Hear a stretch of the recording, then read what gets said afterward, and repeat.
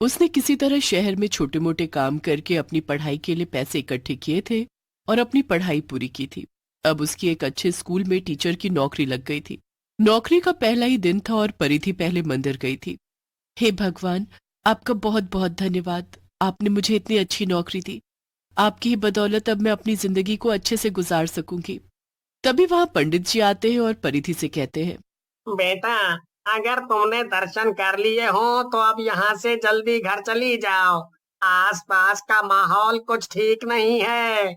परिधि को पंडित जी की बात समझ नहीं आती है, लेकिन वो उनसे कुछ भी पूछती उसके पहले ही पंडित जी वहां से चले जाते हैं। अरे, ये क्या? ये पंडित जी क्या कह रहे थे? यहाँ क्या माहौल बिगड़ सकता है?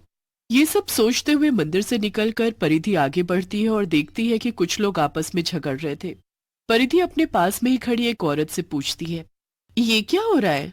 भला ये लोग ऐसे झगड़ क्यों रहे हैं? अरे, ये लोग हमारे इलाके के मंत्री के आदमी हैं और अपने आपसी झगड़े के कारण उन्होंने पूरी सड़क ब्लॉक कर रखी है और यहाँ से किसी का भी निकल पाना बहुत मुश्किल है। इन लोगों का तो ये रोज का नाटक हो गया है। परिधि उस भीड़ से निकलने की कोशिश करती है, मगर तभी उन लोगों का झगड़ा एक बड़े दंगे में बदल जाता है और वहां भगदड़ मच जाती है। भागो भागो भागो! अरे, ये क्या हो रहा है? तभी पीछे से एक गाड़ी आती है और उसके ऊपर से चलकर चली जाती है। परिधि की मौत हो जाती है और वो एक चुड़ैल बन जाती है। अरे नहीं, ये सब क्या हो गया? आज से तो मैं अपनी जिंदगी की एक नई शुरुआत करने जा रही थी और आज ही मेरी जिंदगी खत्म हो गई। परिधि वहीं बैठकर बहुत देर तक रोती रहती है। तभी उसके आसपास कई और भूत और चुड़ैले आ जाते हैं। तुम सब कौन हो? हम भी तुम्हारी तरह इन दंगों की वजह से मारे गए, और ये सारी की सारी गलती उस मंत्री की है। इसने ये दंगे करवाए। अगर उसने ये सब होने से रोक दिया होता तो हम आज जिंदा होते।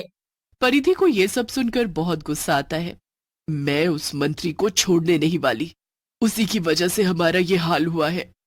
ये सुनकर बाकी भूत और चुड़ैल भी परिधि का साथ देते हैं और सब साथ में मंत्री के घर चल देते हैं। मंत्री अकेला अपने बगीचे में बैठा था। तभी उसने इतने सारे भूतों को आते देखा।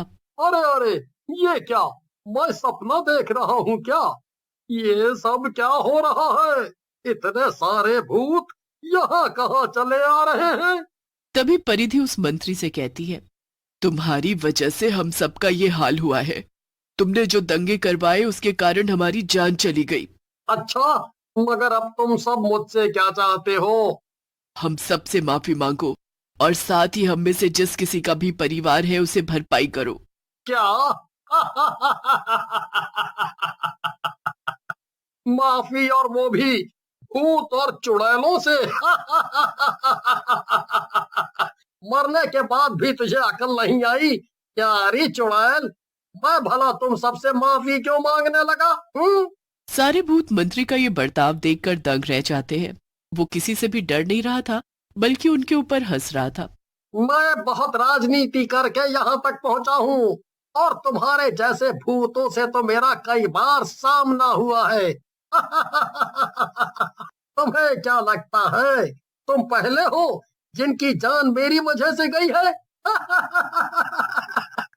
चलो भागो यहाँ से, इसके पहले मैं कोई तांत्रिक बुलवा के तुम सबको बोतल में कैद करवा दूं।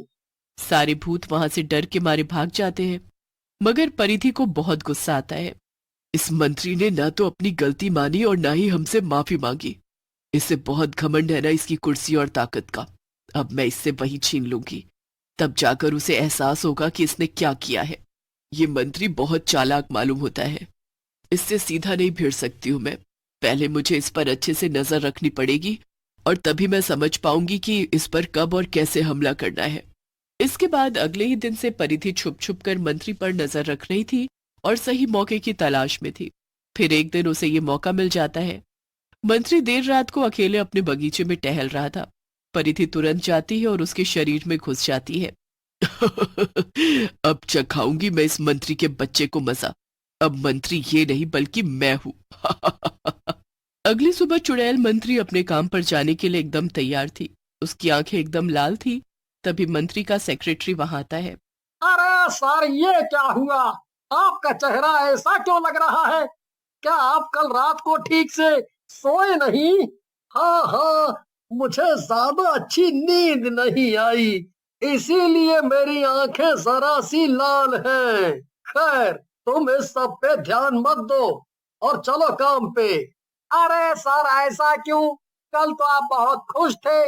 आखिर इतने समय से आपको जिस मौके का इंतजार था वो आ ही। आज कैबिनेट मंत्री से आपकी मीटिंग फिक्स हो गई है। पूरे 6 महीने लगे उनसे मीटिंग फिक्स कराने में। आज आप उनसे पार्टी का सबसे बड़ा नेता बनने के बारे में बात कर लीजिएगा। हाँ। ये सब सुनकर मंत्री चुड़ैल मन ही मन सोचती है, ओह, तो ये बात है। बिल्कुल सही टाइम पर आ रहे हैं कैबिनेट मंत्री साहब। इस लालची मंत्री की पोल खोलने का ये सबसे अच्छा मौका है। कैबिनेट मंत्री के सामने मैं इसके सारे राज खोल दूंगी। हाँ हाँ, मुझे सब याद है। चलो जल्दी चलो, वरना देर हो जाएगी। फिर चुड़ैल मंत्री और सेक्रेटरी साथ में कैबिनेट मंत्री के ऑफिस के बाहर पहुंचकर उनका इंतजार करते हैं। थोड़ी देर में चुड़ैल मंत्री को अंदर बुलाया जाता है। आइए आइए, बैठिए। बताइए, आपको मुझसे क्या काम था? जी सर, मुझे आपके सामने अपने राज खोलने थे। राज? कैसे राज? दरअसल मैं एक बहुत ही बेईमान और भ्रष्ट मंत्री हूँ। मैंने जनता को बहुत बेवकूफ बनाया है और बहुत घूस भी खाई है। कई लोगों को मेरी वजह से नुकसान हुआ है और कुछ लोगों की तो मेरी वजह से जान भी गई है। मैंने अभी हाल ही में दंगे करवाए थे। मैं चाहता हूँ आप मुझे कड़ी से कड़ी सजा दें। क्या? ये सब क्या बक रहे हो तुम होश में तो हो ना? कहीं तुम्हारा दिमाग तो खराब नहीं हो गया है? जी, मैं अपने पूरे होश में हूँ और आपको सब बताना चाहता हूँ ताकि आप मुझे मेरे कर्मों की सजा दिलवा सके। कैबिनेट मंत्री को यह सब सुनकर बहुत गुस्सा आता है और वो तुरंत पुलिस को वहां बुला लेते हैं। मुझे नहीं पता कि तुम ये सब क्यों बोल रहे हो, लेकिन इस पूरे मामले की अब जांच होगी और ये जानना बहुत जरूरी है कि इसमें कितना सच है। जी जी बिल्कुल, यही तो मैं चाहता हूँ। पुलिस चुड़ैल मंत्री को पकड़कर ले जा रही थी कि तभी वहां बहुत सारे मीडिया के लोग भी आ जाते हैं। तो देखिए दोस्तों, इतिहास में ऐसा पहली बार हुआ है कि एक भ्रष्ट मंत्री ने खुद अपने सारे जुर्म कबूले हो। तो बताइए सर, आपको कैसा लग रहा है? अब आप जेल जाने वाले हैं। जी, मुझे मेरे सारे पापों की सजा मिल रही है। मैंने लोगों को बहुत सताया है, इसीलिए अब मैं खुद अपने आप को कानून को सौंप रहा हूँ। शायद ऐसा करने से मेरे कुछ पाप कम हो जाएं। तभी वहां बहुत सारी भीड़ इकट्ठी हो जाती है और उन्हें देखकर चुड़ैल मंत्री को एक आइडिया आता है। वो मन ही मन सोचती है, बहुत घमंड था ना इस मंत्री को अपने पैसे और प्रॉपर्टी का। अभी से सबक सिखाती हूँ। जी, दरअसल मैंने अपनी मासूम जनता को बहुत बेवकूफ बनाया है और इनका बहुत नुकसान भी किया है। लेकिन जेल जाते जाते मैं बस एक भला काम करके जाना चाहता हूँ। अच्छा, मगर वो क्या? मैं अपनी सारी प्रॉपर्टी दान में दे रहा हूँ। इससे मेरे पाप भी कुछ कम हो जाएंगे और मेरी वजह से जो इतने सारे लोगों का नुकसान हुआ है उसकी भी थोड़ी बहुत भरपाई हो जाएगी। मंत्री के इतना कहने के बाद पुलिस उसको वहां से ले जाती है और जेल में डाल देती है। जेल पहुंचते ही चुड़ैल उस मंत्री के शरीर से बाहर आ जाती है। ओह, ये सब क्या हो रहा है? मैं यहाँ जेल में कैसे आया? और तू तू यहाँ क्या कर रही है? मंत्री जी, अब से यही आपका नया घर है। बहुत कर लिया आपने अपने महल में आराम, अब कुछ दिन यहाँ आराम फरमाइए।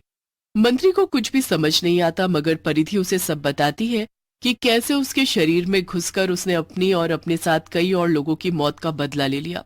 हे भगवान, ये सब क्या हो गया? इस चुड़ैल ने तो मुझे बर्बाद कर दिया। मेरी जगह मंत्री बनकर इसने मेरे इतने सालों के किए कराए पर एक दिन में पानी फेर दिया।